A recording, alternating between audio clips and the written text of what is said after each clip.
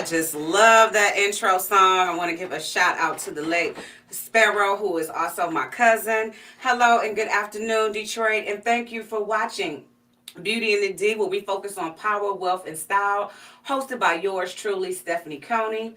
We're streaming live on Facebook, YouTube, Twitch, and Twitter, and other top social media platforms. So like, follow, share, comment, and subscribe. And once again, thank you for watching WJZZ Cool TV, the coolest station in the world. Good afternoon. We are so thankful for this day. I don't know if it's spring, if it's winter. I'm confused about where I am and what season this is. But I do want to give a shout out to the sponsors of the show first. Miss Giovanni McCaw, better known as G, the short hair slayer, who keeps my hair slayed. Compliments of her, you can contact her at 248-218-2638. No appointment necessary, and she is conveniently located in Southfield, 12 Mile and Northwestern Highway, in the Mark Roberts Hair Salon. And she was also nominated for the Detroit Choice Awards at the Garden Theater. Congratulations, G. We also want to thank Mina Martinez. She can be reached on Facebook and Instagram at Social Media with Mina. She handles all of my social media. And finally, last but not least, we definitely want to give a shout out to the London consulting firm who powers and sponsors this show, where they specialize in personal and commercial lines insurance.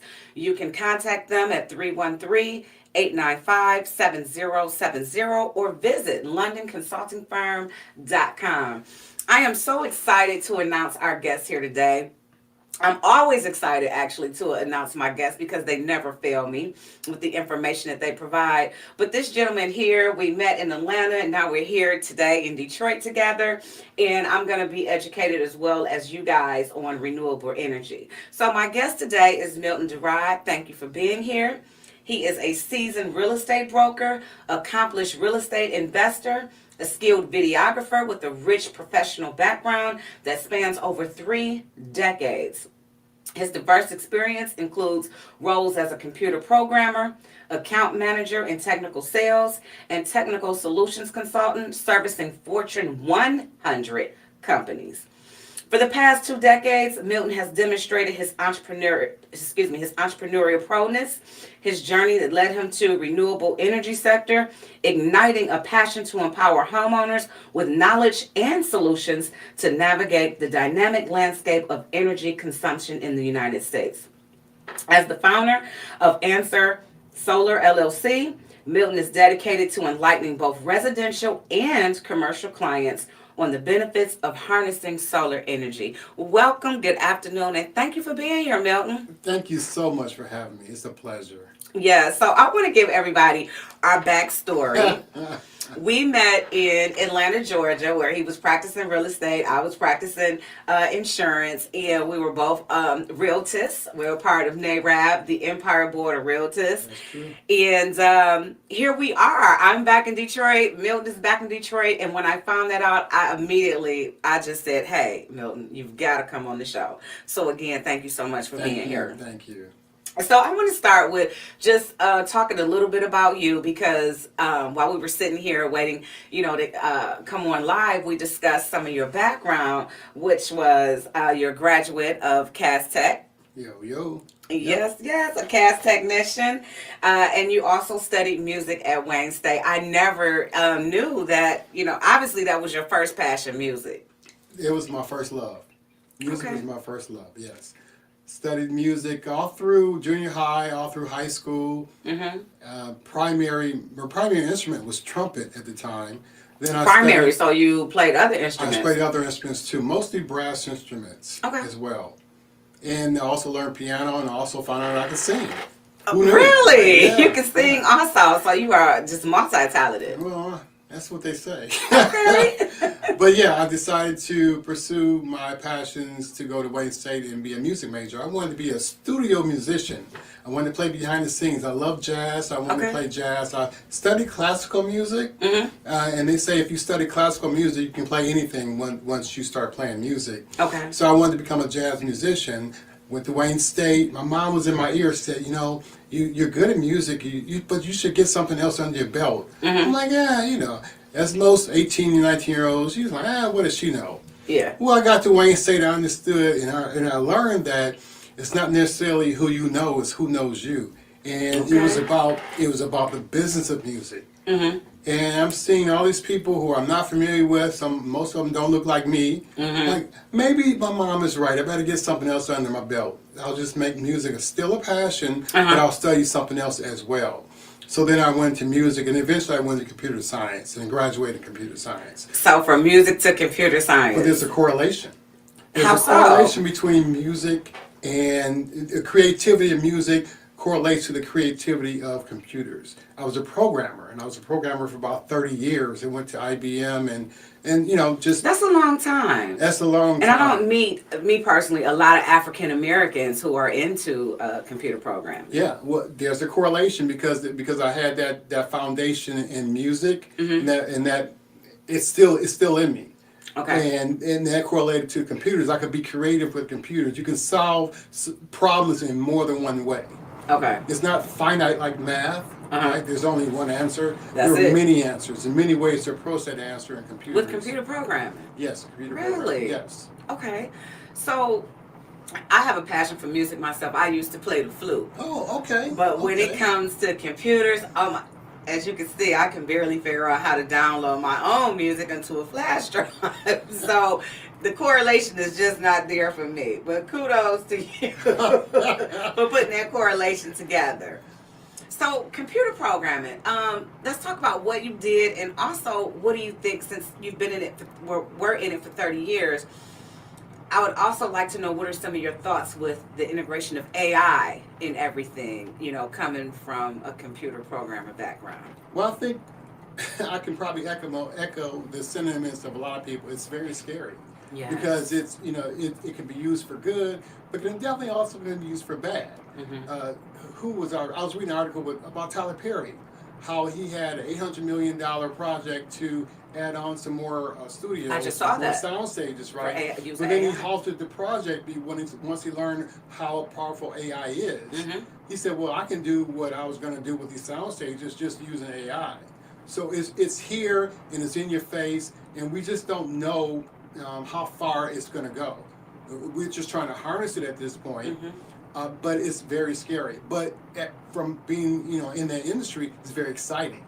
It's very exciting. Both, so it's very exciting because if you're behind the scenes and you're in that industry, there's nothing that can stop you. I mean, there's no limit to it, right? You can just program and dream and just be who you want to be and be in any space you want to be. But what type of job security is there with all this? You know, do you think that it's going to replace a lot of the functions or jobs of us human people? Oh, absolutely. Absolutely. And it's already doing that, unfortunately. Even when I was coming up in the age of computers, just basically computers, right? It started replacing jobs left and right. Well, AI is no different. It's just going to replace jobs at a higher rate. Gotcha. So the whole idea is to be creative and to get behind the scenes and to figure out, how can I harness this? How can I embrace use it? Exactly. Embrace it instead of being afraid of it. Just embrace it, and then you'll be ahead of the curve. Instead of just one of those people that's mulled over or rolled over. Or try to find a career that, you know, or another passion that may not be affected by AI, and still harness the AI to That's good work advice. in your own area. Yeah, be creative with it. Yes. Reinvent yourself. And that's, you know what, that's what this life is about. It's not about, like my grandfather, for instance, you know, stayed at the same job forever, you know, got a gold watch, retired, had a pension. And he preached that to the kids and grandkids. You get to that job, you be there every day on time, and you know, you retire and then you live a little bit and then you die. I mean, you know what I mean? But that's it's the quote-unquote American dream, right? It was. I drink that Kool-Aid too. Yeah. So when you were doing computer programming, you were probably around like with the floppy disk, hard disk era. I mean, I'm just asking. My stepfather called it the sloppy disk. It just cracked me up because he was so out of it. Right? Okay. He called it a sloppy disk instead of a floppy disk. But yeah, I was in the era. When I first started, we were on cards, punch cards. So we got enter our programs through punch cards. It had a card reader that will interpret your instructions and then feed it to the computer so the computer can operate your instructions. So it was like straight up DOS. Straight up DOS. Yes, straight up DOS. Yes. My mother used to have a job, believe it or not, back in the day, doing key punch. That was like data entry back in the day. Yep. Wow, Absolutely. we've come a long way. Yes, Look at you, you look so good, Milton. You don't even look thank you. okay. You don't even Yes. look like you was around in the floppy disk Hey. era. So I got one more question about AI. We'll move on. What type of programming, is behind like this AI? Because I'll be honest, I use a GPT chat. When I do like mass email blasts to my clients, I put in here what I wanted to say. And then it does its thing. And I mean, seconds. Right. 2 pages. All I got to do is, change a few things inside my name. What type of programming goes behind that? I can name a lot of different programs that. Oh, wow. But what I do nowadays is just play with it. All right. I just enjoy it. Okay. I don't want to get into the weeds anymore. Right. I don't want to learn the X's and O's or zeros and ones anymore. I just want to play with it because everything is sort of done for you. It's called open source, basically. And once you start understanding not necessarily what makes it tick, but how to manipulate it, then it makes it much more fun. It's even different programming these days because some of the languages are sort of developed for you, so you can just take modules and sort of put them together. You don't have to go behind the scenes and actually enter hard code like you did back in the day. Gotcha. You just put things, you just kind of put blocks together basically. Okay. And you have code. Wow. That's how it works. And you got it. You got a whole program. Yeah. So you have another passion, and that is real estate. Passion. And I'm going to give you another kudos because, maybe this is just me and my little experience, my little world, but a lot of people don't really dabble from, like, say, computer programming or engineering and then over to real estate because it uses the different side of your brain. You got to be extremely personable, extremely creative at the same time. They're really a chameleon in any sales, from insurance to real estate. How did you end up in real estate? That's a funny story. Thanks for asking. What happened was, I'm doing my, my computer thing. Right, I'm a programmer, and I was working for IBM, and then IBM started laying off people. So you had a good job. Back then, you could get a job like that in the computer. So I did. I grabbed on and went on to Chrysler, whatever it's called Chrysler at the time. Okay. But I was getting kind of bored with it, and I'll tell you why. Because it stopped being fun. Right, it was fun. I could do what I want to do. I can be creative. But then when people start trying to harness your fun for their own production purposes, they dictate your life. Right? And it wasn't even worth the money. It wasn't worth the money, and it started causing a lot more stress. Okay. And it just stopped being fun. So I was seeking something else that I can control, something that I could own, basically. And a friend of mine said, "Hey, would you like to take this real estate course with me?" And at that time, I had bought some properties because I was experimenting with investing at the time, just taking my lumps, What type of investment? Was it personal? Was it residential or commercial? At that time, it was residential. I bought a couple houses, and I was trying to rent them out.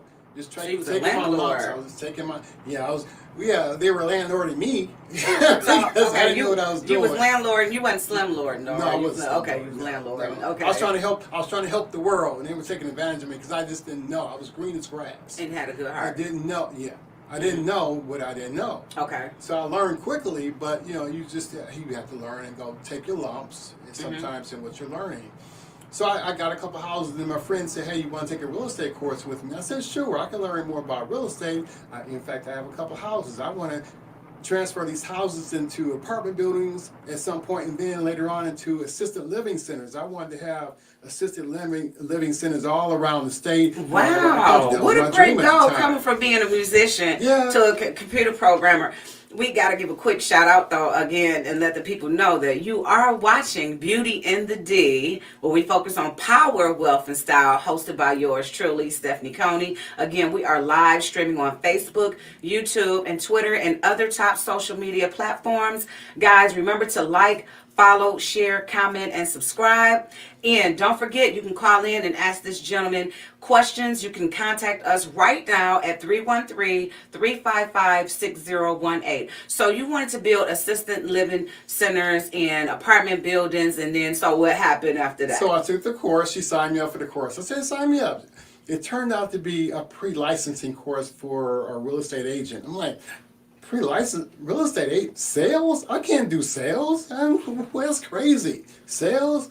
And I said, you know what? Since you signed me up, I'll just take the course. I'll see what I can get from it, and maybe I'll learn from it, and then try to apply it to my own investing. Okay.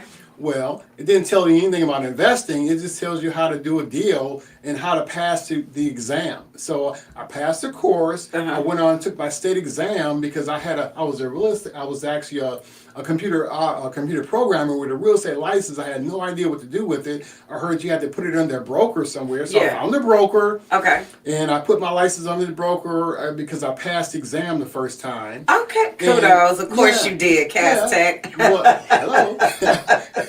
And I didn't know what I was doing, but I was trying to do my first deals or whatever. But at that time, on the programming side, again, it was starting to get boring.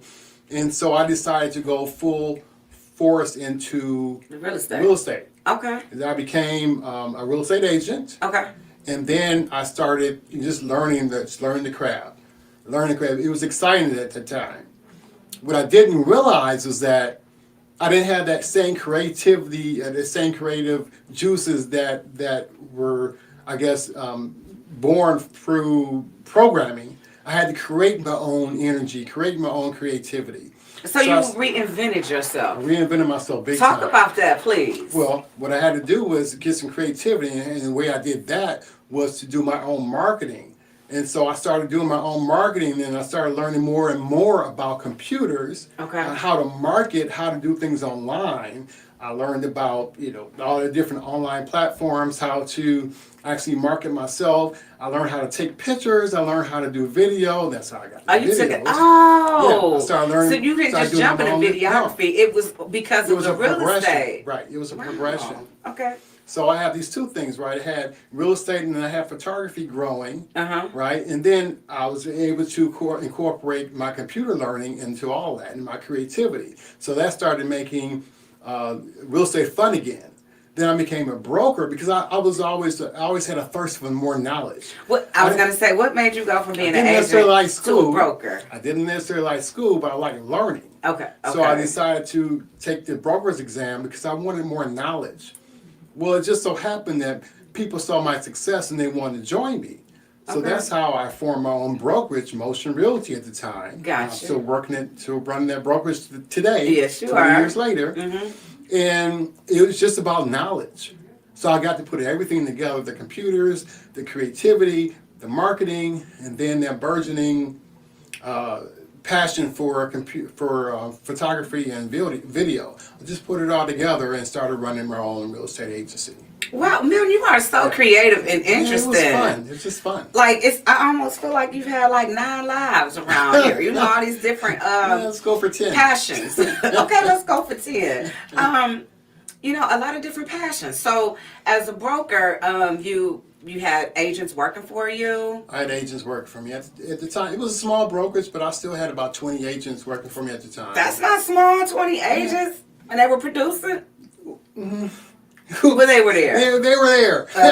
Okay. Any broker would tell you that not all their agents are going to be producing. Oh, yeah, but I get it. You still work with them, no matter what level they're at. Absolutely. You still want them to shine and make Motion Realty look great. So where was Motion Realty located? Motion Realty was located, I had an office in West Bloomfield. Okay. I had an office in West Bloomfield on Orchard Lake. Okay. And then let's get to this. So but I also serviced all of Detroit and Metro Detroit. I even became a HUD broker, as well as a VA broker, and I also did foreclosures for all the major banks as well. Okay, so real estate turned. Yeah, in 07. Had to adjust with it. So I'm assuming it was probably around that time, 07, 08, where you got into the foreclosed properties. Exactly. That's when that was kind of really hot. Right. Got you. I mean, I had Miranda on the show when she mentioned that too, that In this game, you have to be willing to learn all facets, and that's why some people are still standing, Right. because you go to the next thing, you figure that out, and you still shoot for the stars, but you're still able to keep your hand in something. Right. You have to be able to pivot. Absolutely. So, we and during your introduction, I talked about how we met in Atlanta. How did Motion Realty end up in Atlanta, Georgia? Well, it's funny. So, as life would have it, life happens. So, Okay, lifing. yeah. So I made a decision to marry this wonderful woman, right? Mm-hmm. It just so happened that she was working for this major automaker, and she was coming to the Detroit area. I didn't know at the time, and she needed someone to help her find a home because she was relocating. Okay. Well, I just happened to be her real estate agent. I met her online and met her over the phone. Just never seen her before. And this is doing your marketing, right? This is doing my marketing, Okay. right. You done marketed yourself a wife. Go ahead, I showed her a few places. She ended up leasing a condo because she wasn't sure if she wanted to buy or not. Okay.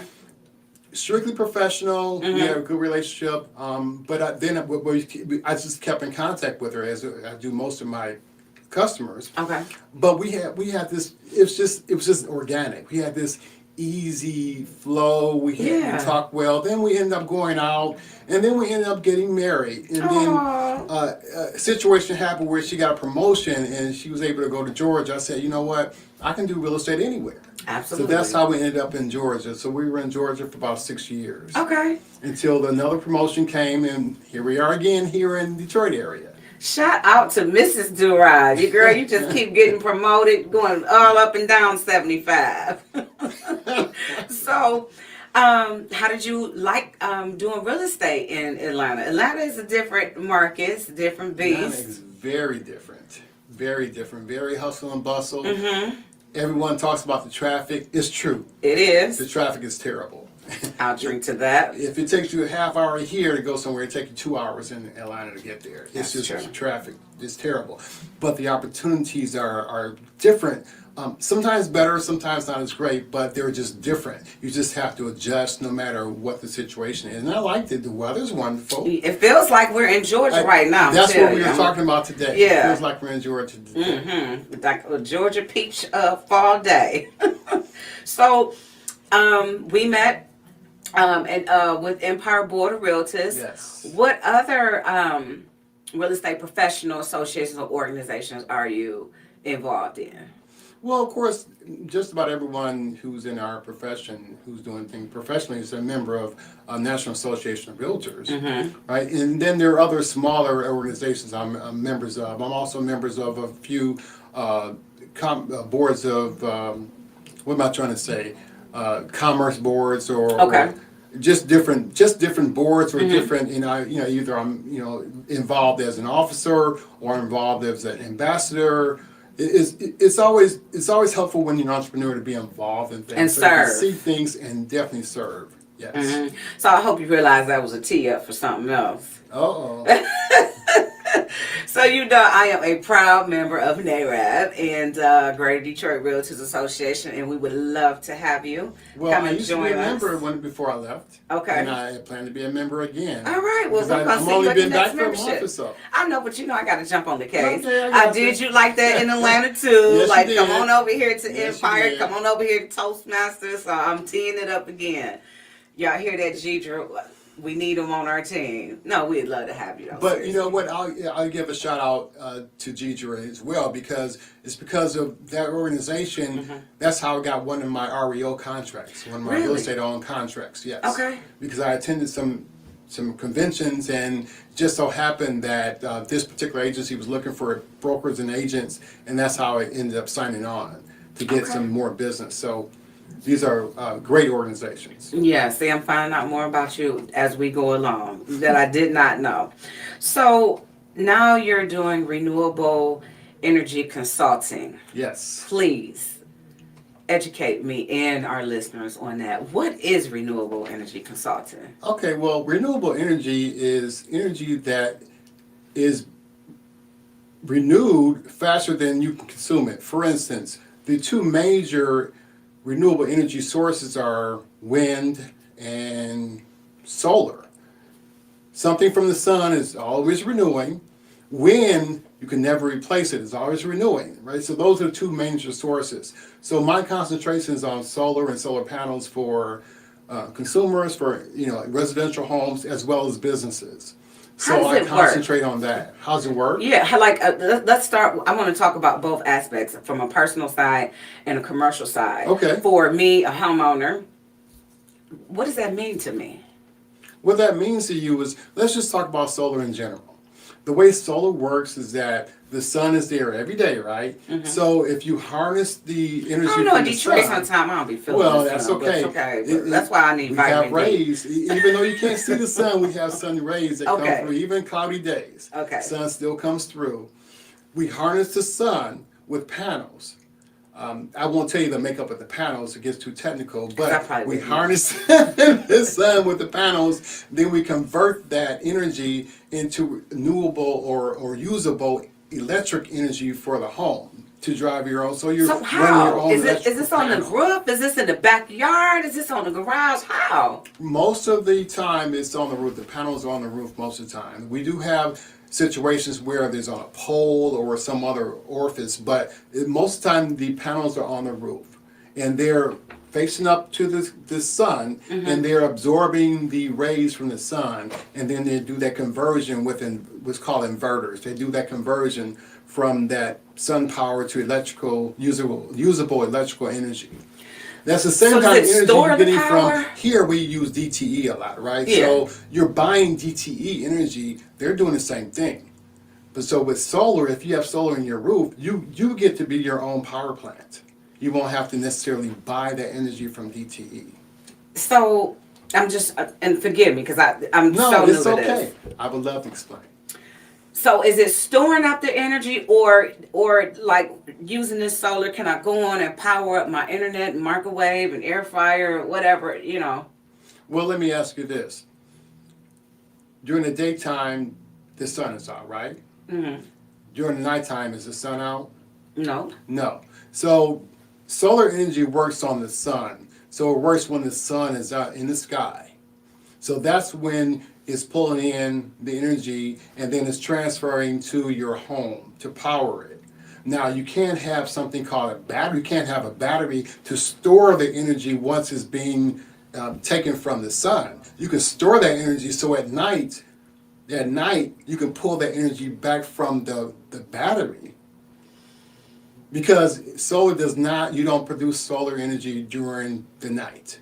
So you have to pull energy from the electrical. So will it do two things during the day? Will it power my home and store up some for later on in the battery? It's possible. If you have a battery, yes. Only if you have that battery. Only if you have that backup battery, yes. Okay. So can you tell DTE bye-bye? You're always going to be connected to a DTE or some kind of, we call it the grid. But you just won't be using as much energy. You can be standalone. You have to have a lot of batteries and a lot of generators. Gotcha. Okay. You can be standalone. It's very expensive. It's not suggested. Mm-hmm. So the suggestion is to still be connected to a power source like DTE or consumers or whatever your power source is, and still have that, still generate your own power during the day. So what's the advantage of this, Milton? The advantage of it is, number one, you own it, and you're shielded from price increases. And going forward, you're saving the planet because that's clean energy. So how are you? I gotta know this because DTE get on my nerve. How can I? How are you exempt from price increases by having the solar panels? Okay, let me ask you this. So let's just say that you're renting your home and you have a landlord. Mm-hmm. The landlord says, okay, your rent is X per month. Mm-hmm. Then a few months later, the landlord says, you know what, we're going to increase your rent. Now your rent is a little bit higher. Then maybe a year from that, your landlord says, hey, I want to increase your rent some more. But if you own the home, how can that landlord increase your rent? Because you own the home. Gotcha. You have your own payments. You have your own set payments. Your payments are not increasing because you own it. Right. That's exactly what it is in solar. If you own it, you have control over your pricing. All And right. you're generating your own energy. Your own, You're and your it's own saving it DTE. too if you got a battery. Exactly. Got you. Want to just let our listeners know again, you are watching Beauty in the D, where we focus on power, wealth, and style. Hosted by yours truly, Stephanie Coney. We're live streaming on Facebook, YouTube, Twitter, and other social media platforms. We need you to like, follow, share, comment, and subscribe. Thank you for watching. And again, you can call in and ask this gentleman some questions about renewable energy or real estate at 313-355-6018. Now, are these solar panels for the renewable energy, are they expensive? No. Really? No, they aren't. Tell. And just like real estate, it just depends on the situation. Okay. So what we do an analysis of your electric bill. We try to find out how much you're paying, and then we try to match you with panels that might be suitable for you, and the situation might be for you. We take a lot of things into account. You might have trees that are shading some of your roof. You might have your house might be situated where it might be either toward the sun or against the sun. We try to find out what parts of your roof are the most efficient parts of it. And then we come up with a price that meets your budget, basically. This is deep. Yeah.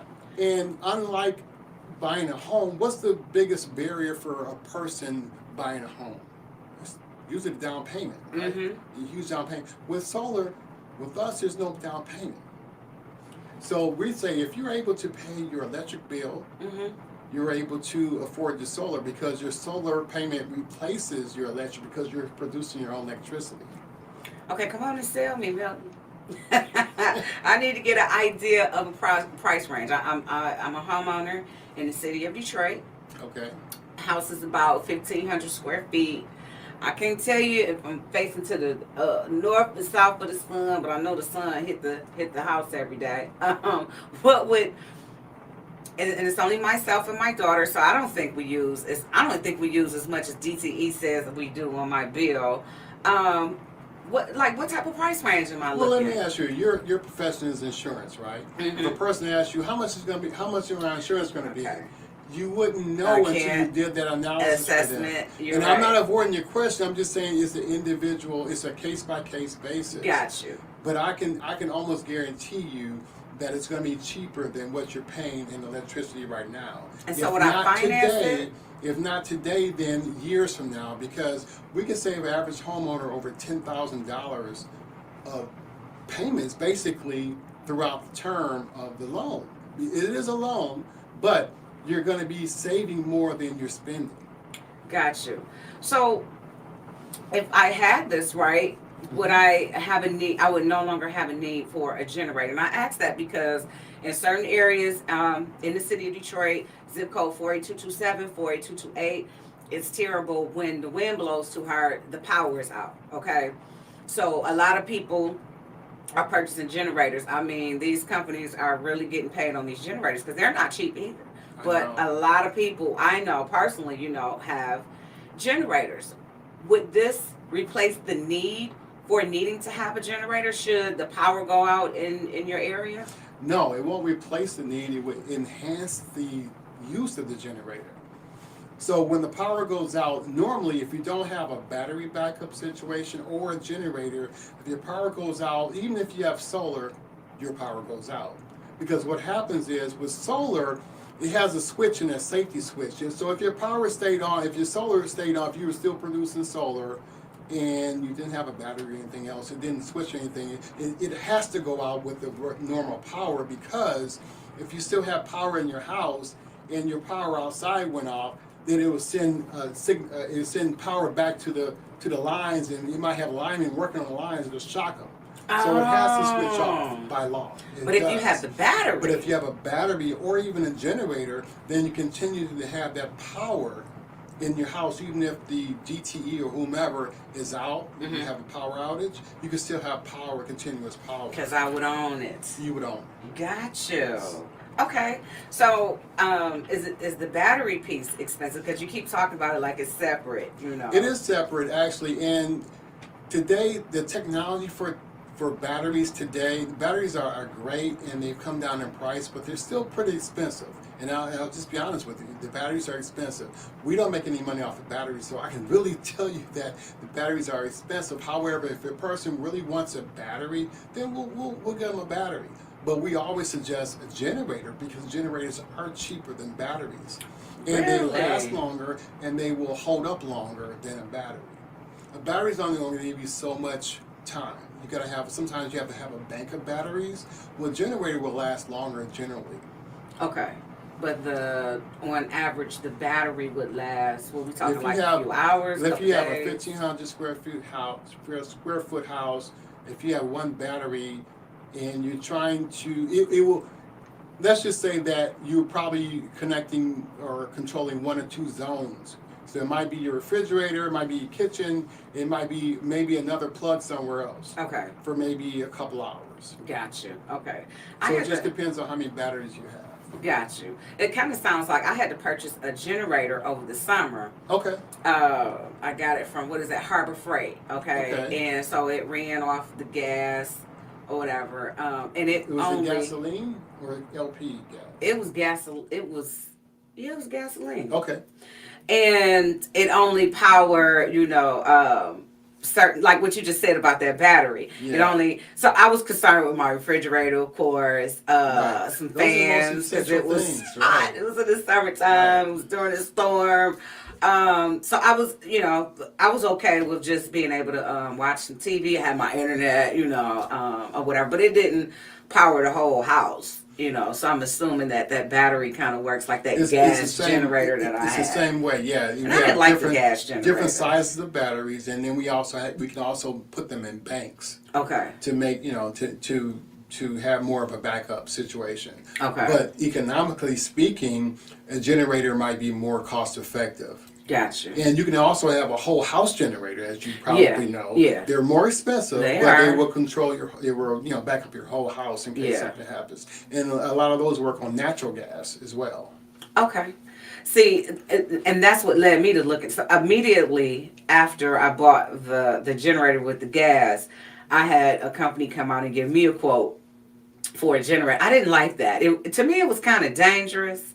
It was so many precautions. You got to be careful putting gas and not having it too close to the house. It was loud as I don't know what. You got plugs running around through here. It saved the day. It saved the moment, but you have to factor in how often do you have those power outages, and how often do you want to have that discomfort, right? Yeah. Because if you have it very often, you still want to stay where you are, then you might want to upgrade to a natural gas generator. It might cost a little bit more, but it might be worth it. Gotcha. It's quieter and lasts longer, and you don't have to go plug in. It'll automatically switch over to that power instead of you having to go flip a switch.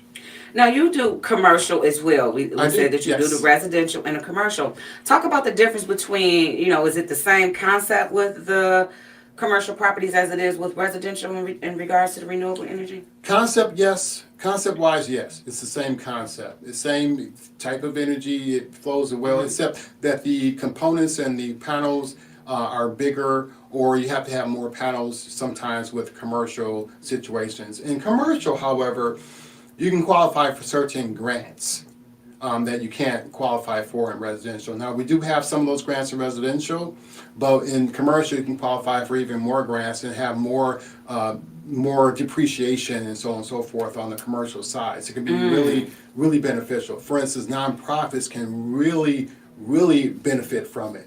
Because as you know, or as you may know, nonprofits, you don't pay taxes because you're a nonprofit. Mm-hmm. But if you're getting solar, depending on what program you get, that 30% tax credit that's promised to everyone who gets solar, that nonprofit would get that 30% in cash back. Really? Yes. Let's go back to the tax credit. Okay. That's huge. So it sounds like this really could end up paying for itself. That's true, because let's just talk about residential. Okay. A residential person, the government says, hey, if you're a residential person, if you own your own home, then if you go solar, we can give you 30% tax credit which means you have to be paying taxes to get it, or have to have that much in taxes to actually get that 30%. So it's almost like the government saying, hey, I'll give you a 30% discount if you get solar. That helps people afford solar. Okay. And helps. Is this every year that you get this credit, or just a one time? One time. However, if you don't use that whole 30%, it rolls one over. year, it'll roll over. Perfect. Glad you said that. I'm glad we circled back to that. Here's $1 million question for you. I like $1 million questions. Okay, let's do it. So, does that, when you get the solar panels on the home, does that increase the value of the home? Yes, it does. That's a very good question. It increases the home, the panel or the value of the home anywhere between 4% to 17%. It just kind of depends. From what? Say that number again. From 4 to 17%. Again, it kind of depends. So somewhere in that range. Somewhere in that range, yes, it does increase the value. Because let's just look at this scenario. Let's just say that you got solar in your home, right? And let's say you sold your home 10 years from now to someone else. You were paying, let's just say you were paying $150 a month in electricity, and then you went solar. So it kind of froze it at that $150, or even maybe a little cheaper because you went solar. Let's just say you got it at $130 now a month. That $130 a month is going to be pretty much flat for 10 years. Well, that your neighbor didn't get solar. They started at, let's say, $150 or $130. Now they're up to $200 10 years later. The houses might look the same.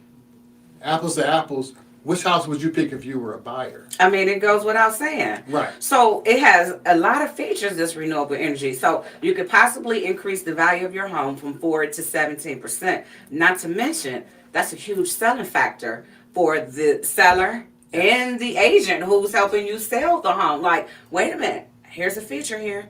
It has a solar. You can go in here and know that your bill is going to be flat. Yes. You know, and you can look, I'm assuming, and see, the current owner where their, payments aren't kind of, gauge and see, hey, this is a good deal. It's a good purchase. And let me be transparent. Sometimes, because everything is a case-by-case basis, sometimes we'll do an analysis and the bill might not save you, tons of money in that first year or two. But bear in mind, we're looking at 10, 20 years, 30 years out. Right. At that point, it would have more than caught up and gone further into the savings. Okay. So it's a case-by-case basis. Got you. And so I'm assuming when you guys come out and do this whole assessment, you could kind of give me a gauge of, where you think, you could save me some money. Here's a scenario for you. Okay. All right. So let's just say you and I are talking and say, Ms. Coney, I think we can save you money. Can I have your electric bill? We get your electric bill. We do analysis on your electric bill. We do some estimates based on that bill. We do some estimates. You'll say, you know what, this estimate looks pretty good. I think I'll go forward. Then we'll schedule a site visit to your home to get the actual measurements. They come out, they measure your roof, they look at every square inch of your roof, they look at the underpinnings or the rafters of the roof, look at the truss, they measure that, they take pictures of that. They also look at your electric panel, right? Because everything has to be connected to the electric panel for the solar, because it's converting their energy. They look at the capacity of that. They see if you have openings for solar to be hooked up. They see if the roof is going to support extra weight from solar. They do all this analysis. They take it back. This is deep. Right. It's very deep. They take it back. They go through a structural engineer. They go through all these different steps. And then they'll tell you, okay, well, this is what we can offer you for this price. And it's usually going to be somewhere near the estimate that we gave you in the first place. Got you. Yeah, it then sounds you can very decide detailed. whether to go for it or not. Or not. Got you. And all that estimation is free. Oh, good. That's good to know. Now, we briefly talked to, before we got on live, I told you that I have some friends who, are about being off the grid. Shout out to Lanessa. That's who introduced us, by the way. Hey, Lanessa Pettigrew. She just bought a lot of acres of land, has a farmhouse. For someone like her, how would that, how would that help her? The same way. She's controlling her own energy. Gotcha. And sometimes if you're rural, you really probably want to be off the grid because it'll cost you a lot to get to a utility, right? So what you would do is, in her case, she would have to have a lot of backup sources, like a bunch of batteries or a bunch of generators. So something to harness the sun and then store it for her. So she definitely needs her battery to go with this. Right. Well, she doesn't have to have a battery, but a battery would help. Okay. A battery and maybe a battery and a generator. Okay. Right. Okay. Because the batteries have to be replenished if you use them a lot. They have to be replenished too. So you can use a generator to replenish those, and use a battery to harness the energy that you pull. Gotcha. Right. It has been so interesting speaking with you, Milton. There's so many more questions that I have. Believe it or not, we have 3 minutes left. Can you believe that? Oh my God. So I have to know this. First of all, can you tell Detroit if they're interested in having a consultation for renewable energy, how can they contact you? You know what? I can give you my personal cell phone because I'm so passionate about education, right? Education is important because, and I was speaking to you before we got on, that we're usually the last ones to know or get into something that's really important that the whole country already knows about, right? So why not get in the forefront of something instead of waiting until it happens and then we're reacting? So my personal cell phone number is 248-535-7641. That's 248-535-7641. My website is answersolar.energy. That's answersolar.energy. I'm also on the various social media platforms just by Answer Solar. You can contact me any one of those ways. Milton Duerod, and that's spelled Duerod. Now, if I want to buy a house. Same way. Motion Realty, right? Motion Realty, yes. Okay. Same telephone number. It's fine. I also have a business line for the real estate. Is 248-681-2400. Say that one more time. 248-681-2400. Okay. Now, are you looking to bring any agents on for either side, real estate, the renewable energy? Are you looking to add people? Are you looking to grow your team? Because both are great products. I'll just ask you this way. If you're looking to do something full-time, looking to do something part-time, or even spare time, we can use your resources. No experience needed. On the solar side, no experience needed. We'll train you, and you can work virtually. I work in about 41 different states on the residential side and 50 states on the commercial side in solar. So you everywhere, Milton Duerod. Well, I don't know about everywhere, but I try to be You can be everywhere. I try to be where I'm needed. The consultations, do you guys use a third party, or are those people that you were trained to come out? Those people that we actually work with. So I call myself a broker because, as you know, sometimes it's not good to just work with one company because you have those rates and another company has their rates and their products. I work with many different companies, so I shop around for the best rate for the customer. For the renewable energy? Yes. Wow. Yes. Okay, I love it, love it, love it. So is it are you making money doing this, Milton? Well, let me just say this. I have people who I work with that are making over $1 million in solar, just in solar sales. Nothing special. They're just going out working every day. So I'll just put it that way. What a wonderful way to end the show. I'm talking about $1 million in sales, okay? The show is power, wealth, and style, okay? We just hit all three. I want to thank you so much for being here today, Milton. I'm so glad that this is so exciting. For me too. You really educated me, and you might have a new agent. We're gonna talk when we offline for renewable energy, because I feel you're passionate about that, and I know because of the type of person that you are and what I know about you, you wouldn't be doing it if it wasn't not just lucrative, because we pass about trying to get money. We pass chasing bags.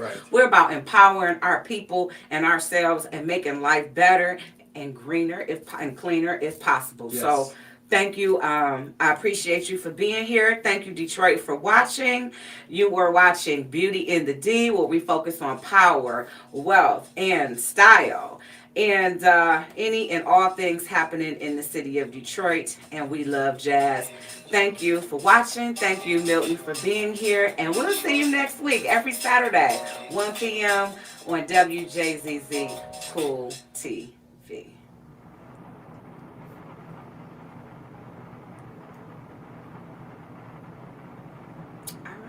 that was a great show. You have an awesome show. Thank you. I appreciate You're that. awesome host. Thank you. I You really asked some appreciate great that. questions, and we didn't even prep. We got great questions. Well, I never prep because I want it to feel organic and natural. You know what I'm saying? That's why I always say send me over a bio so I can read it and then chop it up, because I like to have interesting guests on here where I'm not just asking a bunch. So you've been doing real estate for how long? Oh, okay, so you do what? No, I want to get into what it is that you really do, because I feel like, I can connect with whoever. Certain people, you know what I mean? I'm not gonna say whoever, but interesting people, because I make it be beneficial to them and vice versa. They can be beneficial to me, and I'm always looking to expand what I do. As you see, I told you I sold a piece of the business, and so I'm looking they haven't to do. contacted me yet, by the way. Oh, they haven't. No. Oh, I'll get on top of that. Okay. Yes, I will. But yeah, so I'm looking to do other things.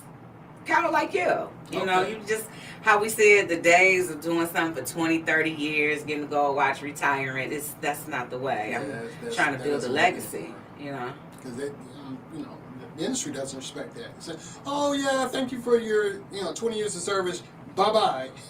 If you ain't hitting these metrics, your ass won't be here anyway. You know how these companies are now. Everything is measured. Down to how long you taking a bathroom break for. That's why I left and did my, became a broker in the first place. So, yeah. Yeah. Well, I guess we cut. Roger didn't say nothing. The way he back there doing. I think Oh, so interesting. London said you're still live. We're still live. That's okay. This part of the live show. We kicking it, okay? Live after the podcast. No, it's been so good being here, being able to talk and talk about things I am passionate about. Yeah, because I didn't know that about the music. Oh yeah. So, I'm a studio musician. and here you are on WJZZ, the musician. So, is that still, read a music, hobby? And I still play, and I don't play anymore. I still sing, and I still read music. And Okay. I sing in my church now. So. Okay, what church do you I attend? go to Oakland Church of Christ. Where is Right that? there in Southfield. Okay, Right there in Southfield, 10 Mile area. okay. Well, you got to start coming out to the WJZZ events. Okay. We just had one Thursday at Bricks. It was a networking event with the Detroit